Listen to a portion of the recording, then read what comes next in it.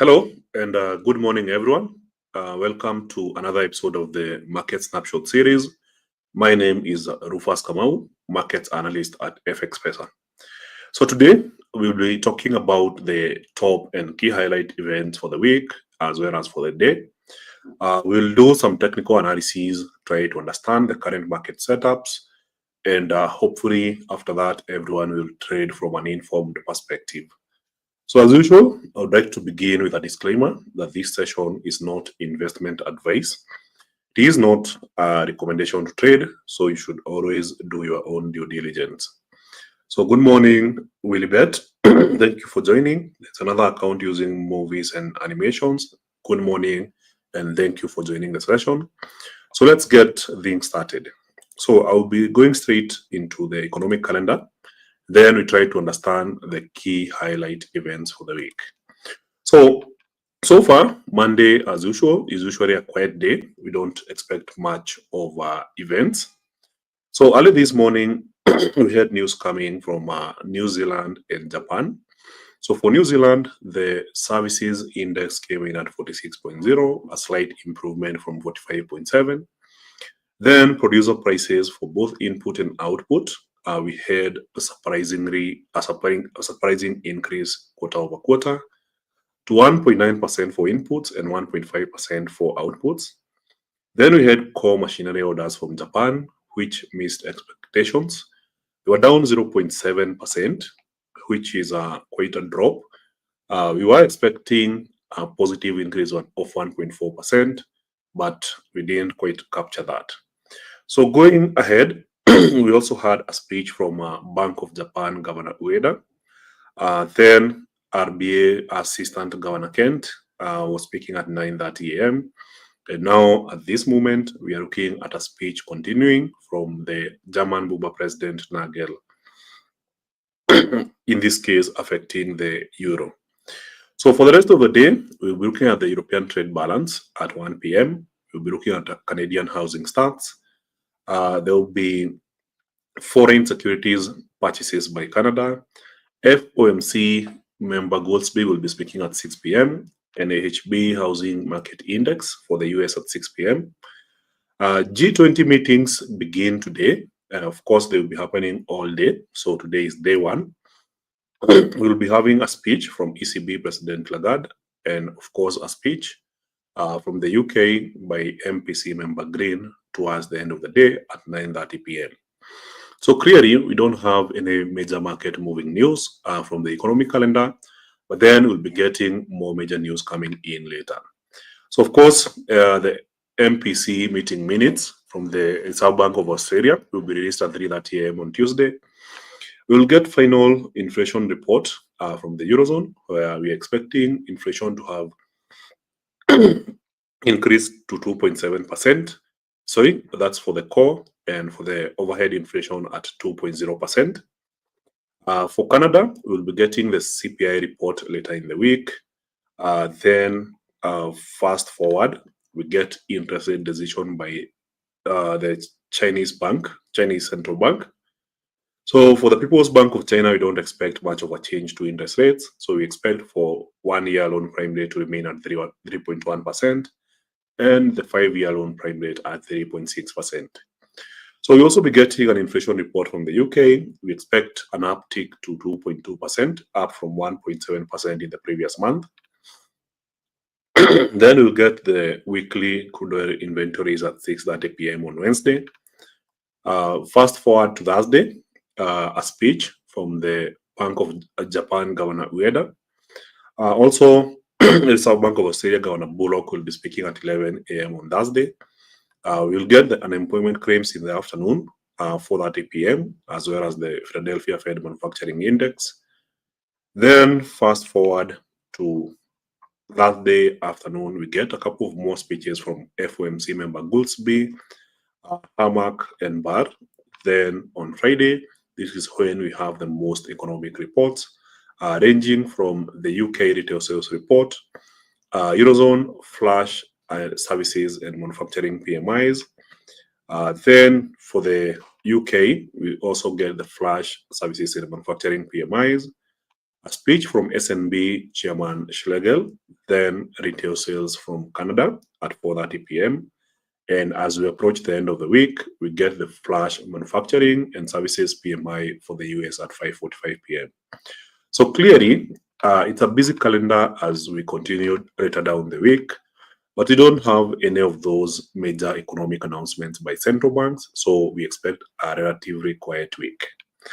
However, those are not just the major key things driving the markets. There are other things.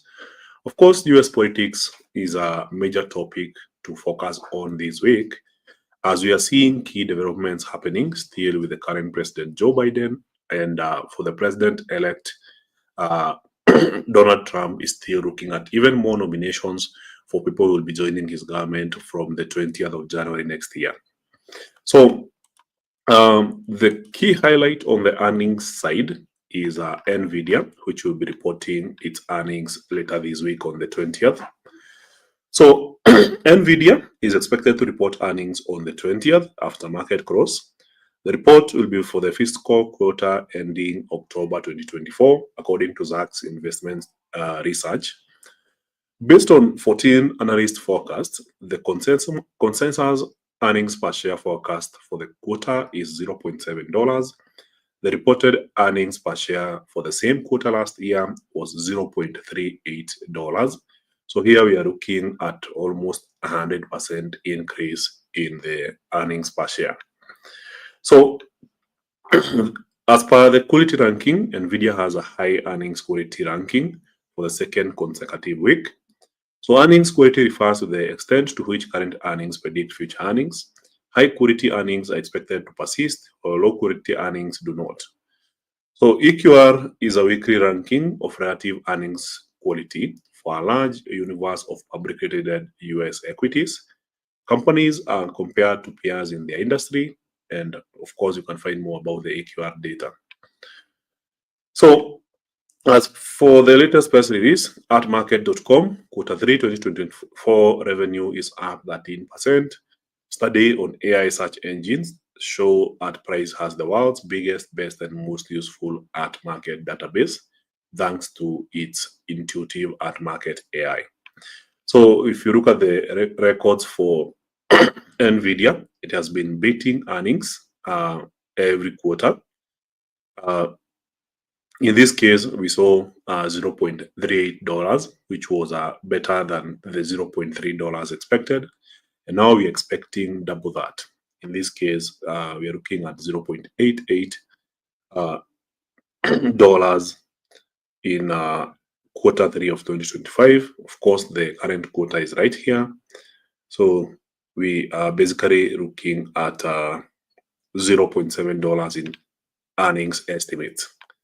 So of course, there'll be more on this. So I'll be sharing a link if you want to go and do some further analysis for the Nvidia earnings as we look forward to that on the 20th, which is Wednesday.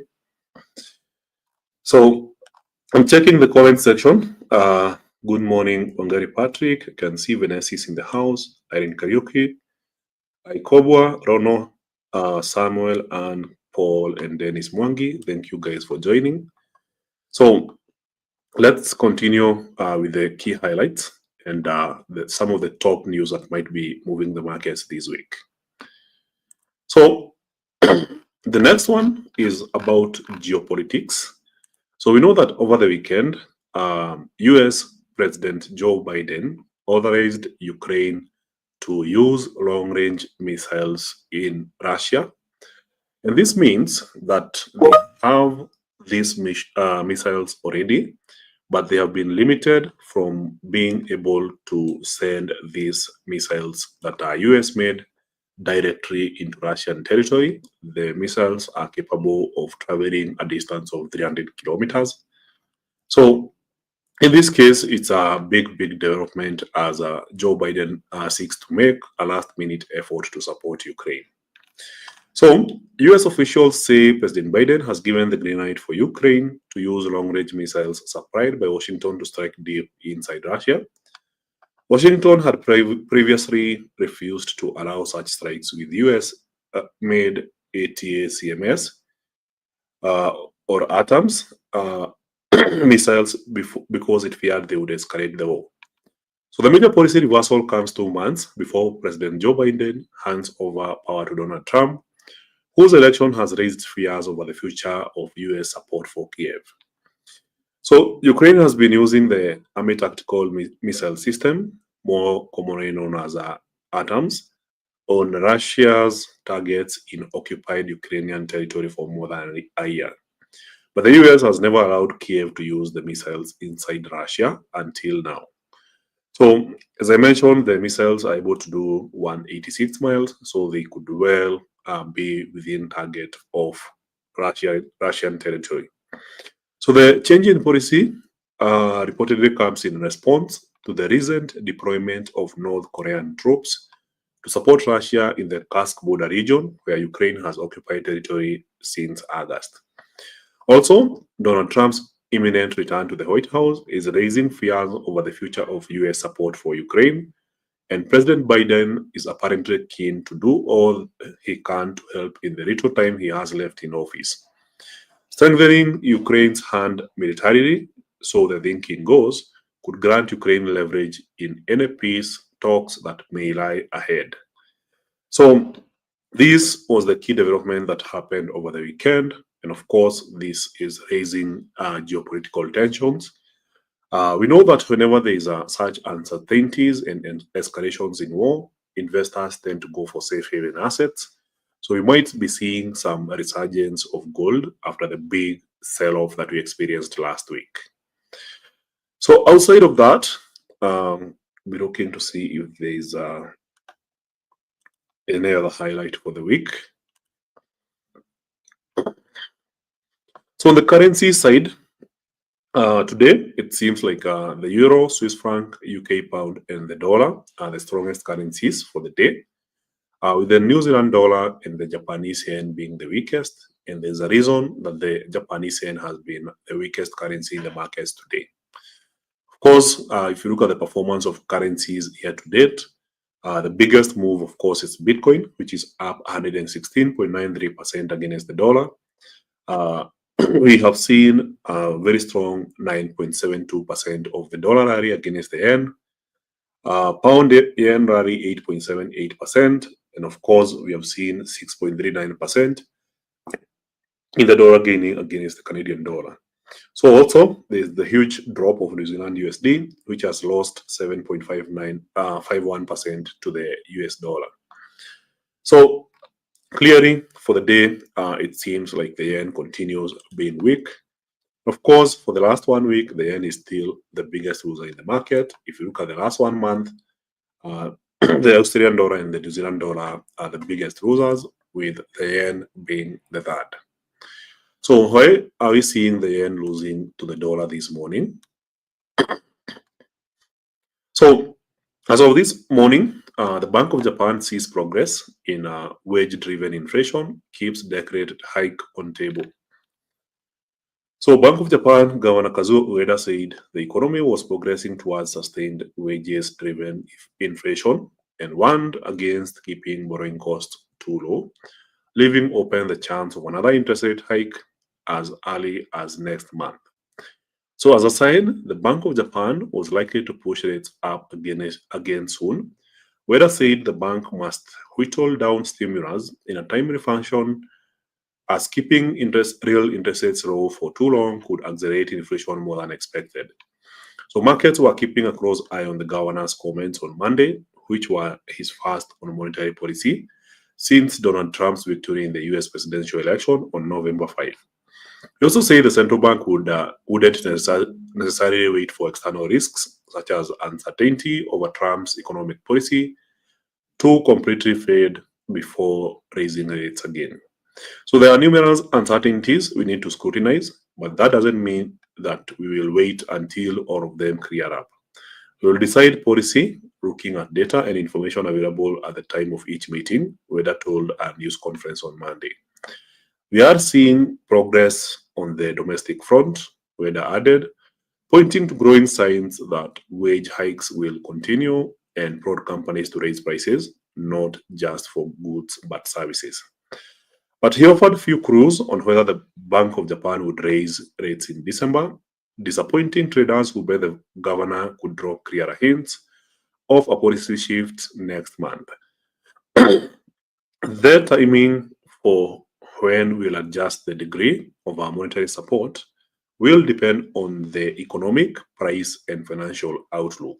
The governor said in a speech to business leaders in the central Japan city of Nagoya. So the lack of clear guidance on the next rate hike timing pushed up the dollar by 0.35% to 154.72 yen on Monday, off the Friday's low of 153.86. It also left the market pricing in a 54% chance of a quarter point hike on the BOJ's next meeting on December, which will be happening on the 18th to 19th, little changed from before Ueda's speech. So this basically means that the market is basically calling it out. They are basically saying if you're not hiking interest rates and you're not saying it, then we'll continue shorting the yen against the dollar unless we see action. So in this case, the market is not believing or taking anything from Ueda until they see a rate hike happening. So I believe that's it. I don't think we have any other major news to focus on today. So if there's any other highlight, I'll be checking here.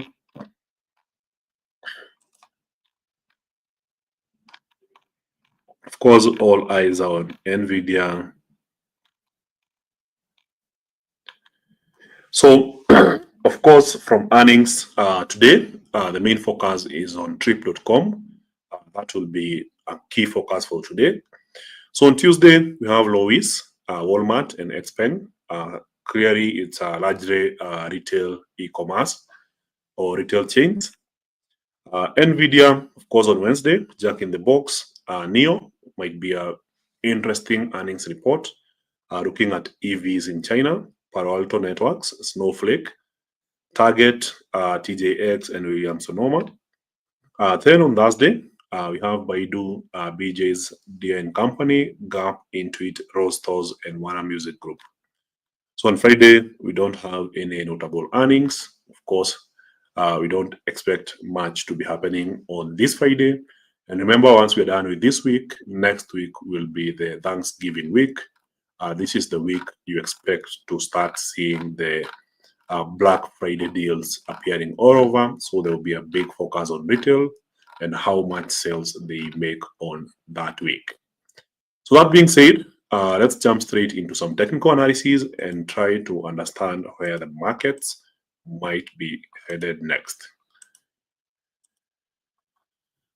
So for those who are new, this is called the MetaTrader 5 trading application. It's the app that we use to trade various asset classes, ranging from forex or currencies to foreign stocks, stocks of companies trading in the US and the Eurozone, indices, ETFs, commodities, gold, oil, futures, and so on. So all these products are available on one platform where you're able to analyze and look for potential trading positions. So hello, Felix Ojoang, Morgan Koskei, Roy, I can see you in the house. Jacqueline Gitumbi, thank you for joining. MC Okello, thank you for joining. So from Friday's market reaction, it seems like the Trump trade is over. From what we saw with the dollar index, if you zoom out, you'll notice that this is the point where we saw the US President Trump winning the election on that fateful Tuesday, November 5. Then on Wednesday, there was a slight pullback, and since then, the dollar has been increasing in value. However, the price action that we saw on Friday was not that promising. So for the dollar index, it seems like the market ended the bullish momentum. And now what we are seeing is some form of consolidation, which might likely indicate that the dollar might be taking a step backwards after the strong rally that happened last week or the last couple of weeks. So in this case, it's more likely that we could be seeing a breakout happening on the lower end. And if that plays out, then we could be seeing the dollar taking some step backs and perhaps dropping back to around 106 price level. So we could be seeing the dollar going for around 106, just around here.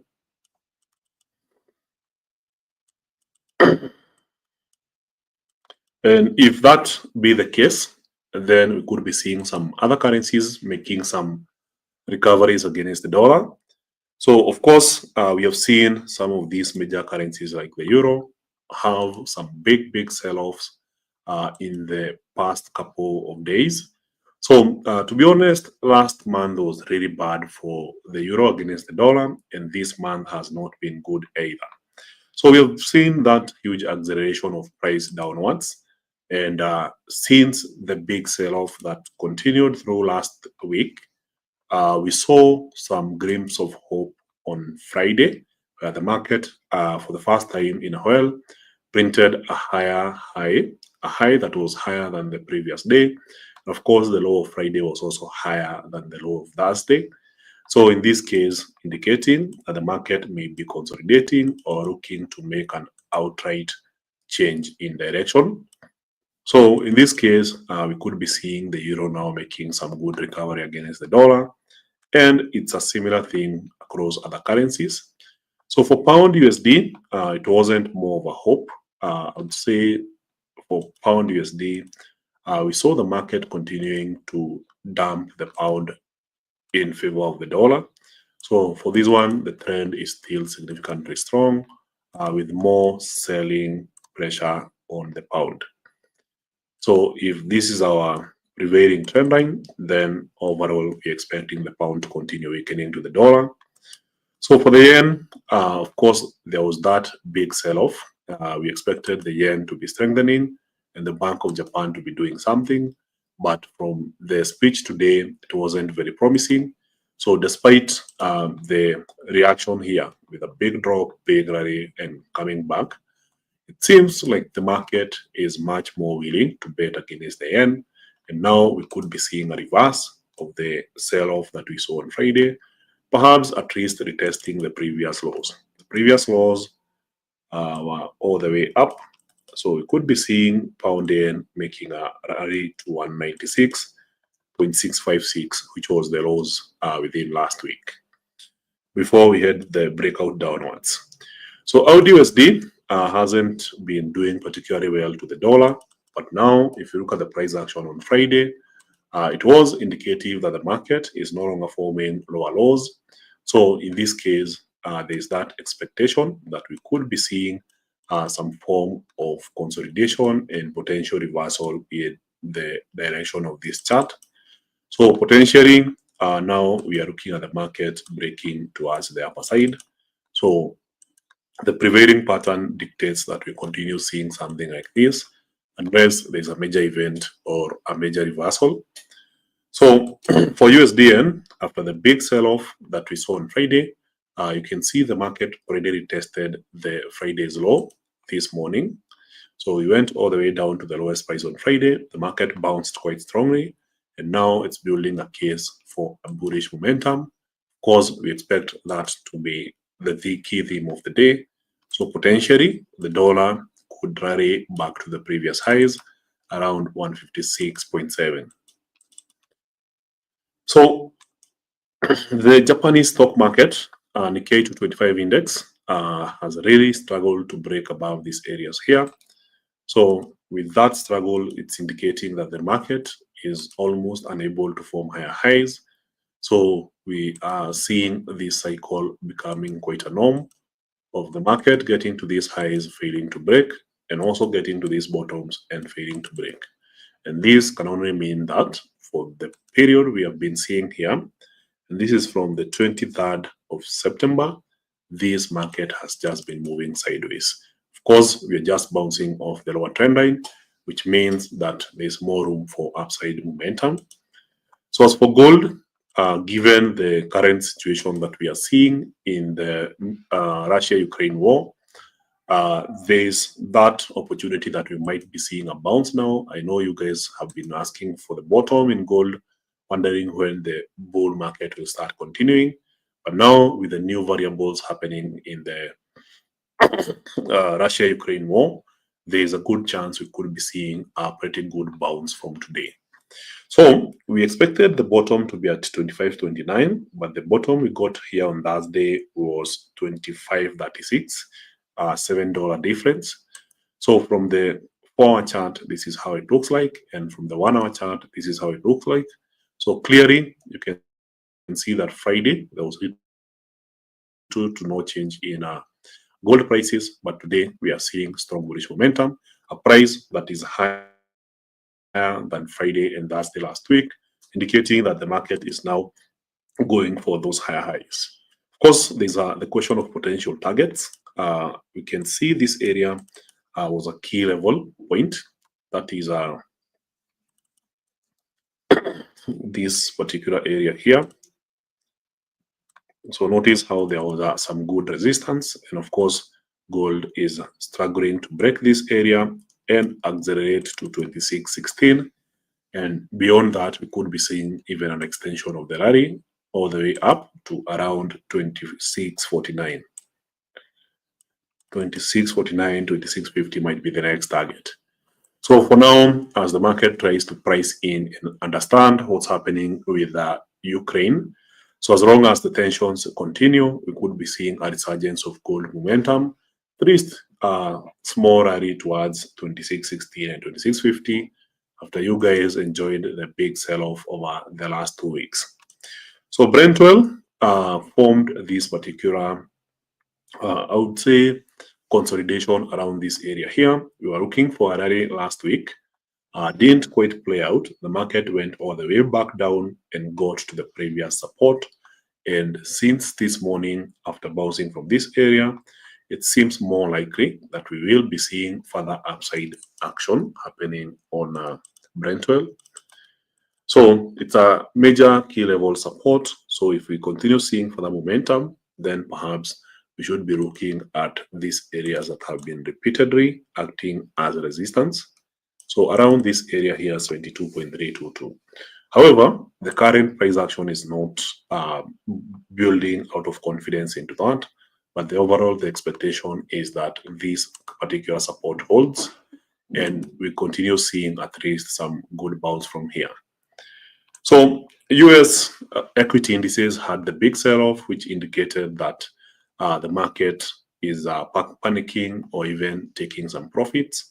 But then from the price action this morning, notice how we started on a strong footing. So we should be expecting to see some further upside momentum. Of course, the previous resistance was around here. So we should be expecting at least the market to retest this area here. So for the Nasdaq, a retest of 20,650 as the market continues with the recovery. So remember, for these equity indices throughout the year, anytime we have had such a big drop, the market participants have always come back and drove prices back higher. So don't fall for the panic. The idea is that the market continues with the bullish momentum. Of course, it's the Nvidia earnings week. And as we have seen with other Nvidia earnings, Nvidia has literally been carrying this market. So if we see a much better than expected earnings report on Wednesday night, then there's a good chance that it could lead to an even stronger rally in US equity indices, beginning with the Nasdaq. So Dow Jones here clearly showing some strong bearish momentum. Perhaps the short selling is still continuing, but the key level support is already being tested. So at this point, I wouldn't be so confident looking for short selling positions. Perhaps it's time now to start considering that the market might be bouncing from this level. So from the 1 hour chart, this is how it looks like. So it's more of an observe and see if there's evidence of buyers coming in. So Russell 2000 also struggling to move further downwards. So clearly we have a key level to test here. So the market is already attempting to test that area here. So we still continue looking for more signs of buyers coming in. And for the SP500, it's the same story. So we expect a retest of this area here. This already happened, and we are seeing buyers attempting to get back into the market and drive the SP500 higher. So this hasn't happened yet. So let's see what we see on the next hour if it shows a good sign of continuation higher. Of course, the winner of the day is Bitcoin. Clearly, today, since the market opened, it has made quite a substantial gain. So here we are looking at a 3% rally or an increase of $2,700 per Bitcoin. So now we are at 91,798, very close to the all-time high of 93,255. So clearly, we could be seeing some further extension here, and we could be seeing some further bullish momentum. So in this case, a good push to 93,255 would be very much welcome. So here you can see that since the market opened, it has only been a bullish momentum, and we are now testing a key level resistance here. And once you successfully break above this area here, then we go for that all-time high. So for the dollar trading against the Swiss franc, it's the same story, that the dollar has been really strong, but now we are seeing these consolidations coming in, indicating that the dollar is now exhibiting some form of weakness. And now we expect to see these kinds of breakouts where the other currencies start regaining some ground against the dollar. So remember what we said last week, the markets don't move in a straight line. Sometimes there will be pullbacks, and I think those pullbacks are beginning to show. So we are seeing some signs that even the New Zealand USD is now holding its ground against the dollar, despite having the big sell-off that we experienced last week. So from the weekly chart, you can see this is week after week losses against the New Zealand dollar, and this is not good for business. No country likes their currency losing 8% in a couple of weeks. So we are talking about 6-7 weeks and your currency is down 8% to the dollar. This destabilizes business and it's not good for business. Of course, the US knows this, so we could be seeing a reversal as these currencies look to regain some ground against the dollar. So for now, the prevailing pattern indicates that the New Zealand dollar is expected to bounce from the lower trend line and gain to this area here on the upper trend line. So that's it for the day. Of course, there's always one more thing. Of course, we are seeing a very strong reversal in the European equity indices. So for the Spanish IBEX, some good reversal since last week. The Euro Stoxx 50 seems to be on a sell-off, whereas the French Forte Index is also seemingly in a sell-off since the market opened. So not much hope from the European equity indices.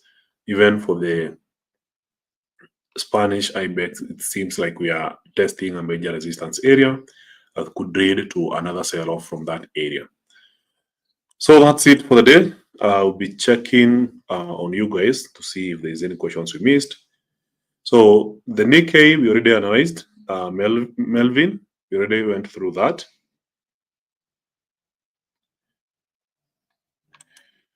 So good question here. I've noticed at times when the DXY is on a bullish momentum, GU is bearish, but GJ follows DXY. Momentum is that always the case? Well, the yen pairs have been pretty unique so far this year, and a lot of investors have been shorting the yen, especially after the Bank of Japan decided not to continue with rate hikes. So any currency that you tried pairing with the yen, it would have some good gains.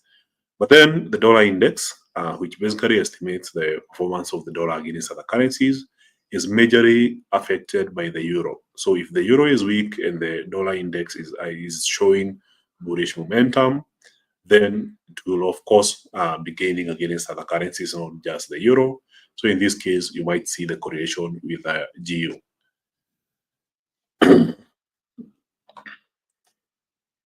So on US oil for our time frame, it has formed a reversal for being bearish. Could it continue going bearish? That's also in the cards, but of course the key level support will be a key thing. So in this case, I only analyze one because there's a very strong correlation between the two. So when I do the analysis for the Brent oil, it's almost always the same as the WTI. So yes, we are seeing these an attempt to move lower, but then it's not the right area to be looking for a short selling position unless the market breaks the support. So that's why I identified the support as a key level to be observing here, because it's not just happening from this previous low, there's also this other low. So it's very important you understand that this has been a key level support for a lot longer. You can see the number of times the market has found support there. So of course the retests are understandable, but a breakout would be completely different news. The symbol is BTC USD.